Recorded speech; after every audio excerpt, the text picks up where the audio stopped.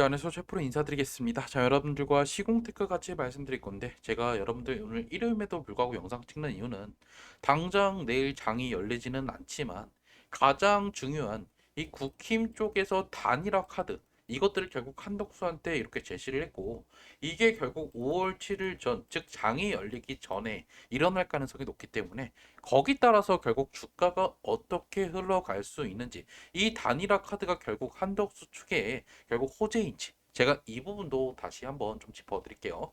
영상 시청 전에 밑에 좋아요, 구독 버튼 부탁드릴게요. 일단 여러분한테 말씀드리고 싶은 게, 단일화를 하면 결국 단기적으로는 다시 한번 급등이 나올 확률이 매우 높다라는 거예요. 즉 지금 보시면 한 번 급등이 나왔던 게, 이때는 결국 이재명의 유죄와 함께 한덕수의 대선 출마가 5월 1일 날 공시에 나왔죠. 그러면서 결국에 반발 매수로 인해서 급등이 나왔어요. 자, 그런데 결국 장 마감쯤에 다시 한번 하락이 나왔죠. 그러면 결국 국힘 쪽에서는 왜 김문수는 이번에 한동훈이 아니라 지금 왜 한덕수를 이번에 선택을 했을까요? 국민의힘에서 최근에 경선이 있었는데 정말 경선의 지지율 차이가 정말 박빙이었어요. 특히 한덕수, 그리고 여러분께서 아시겠지만 지금 김문수, 이 둘은요 사실 누구의 지지를 많이 받고 있냐면 윤석열의 지지층이 결국에 많은 지지를 하고 있어요. 그리고 한동훈이 사실 이번에 밀렸던 이유는 결국 윤석열을 지지하지 않았다라는 점에 있어서 보수층도 결국 이렇게 나눠졌다라는 것을 우리가 확인할 수 있죠. 그런데 결국 한덕수도 이번 단일화 제안에 거절할 이유는 없어요. 사실 한덕수가 이번에 무소속으로 나가면 사실 불리함이 더 많단 말이에요.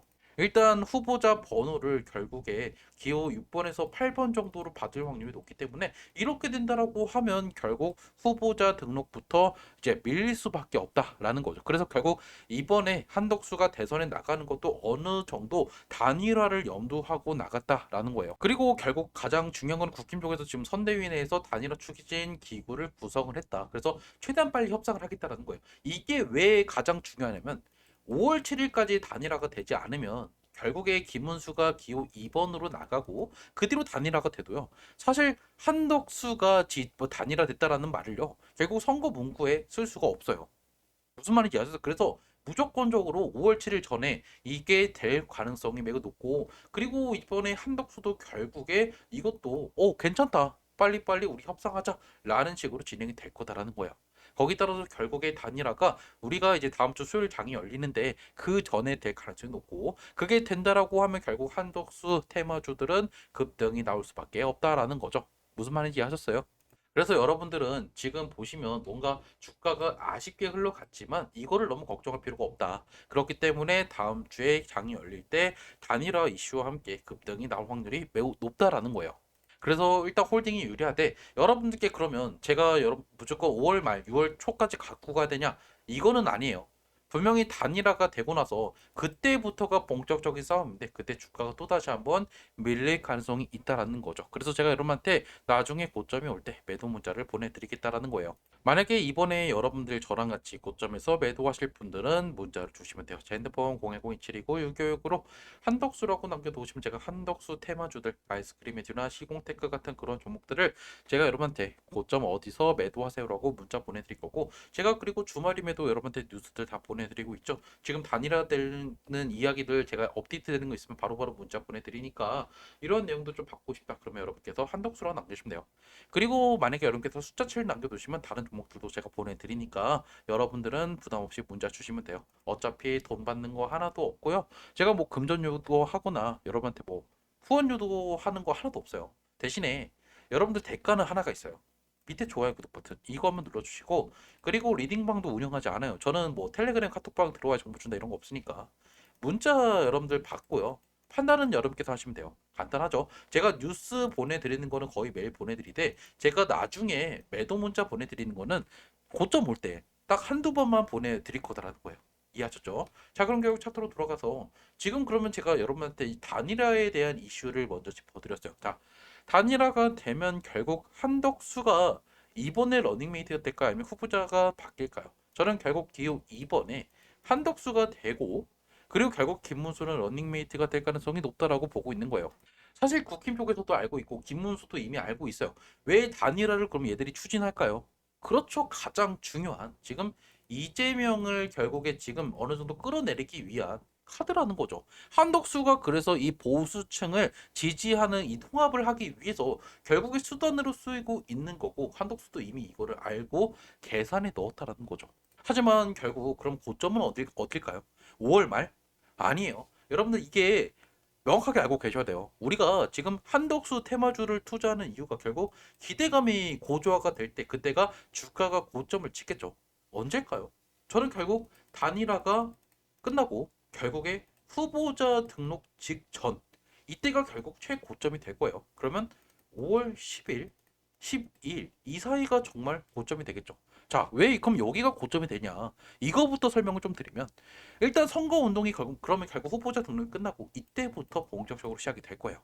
그럼 5월 10일 이후에 각자 후보자별로 결국에 주가의 테마주가 주가의 흐름은 어떻게 될 거냐?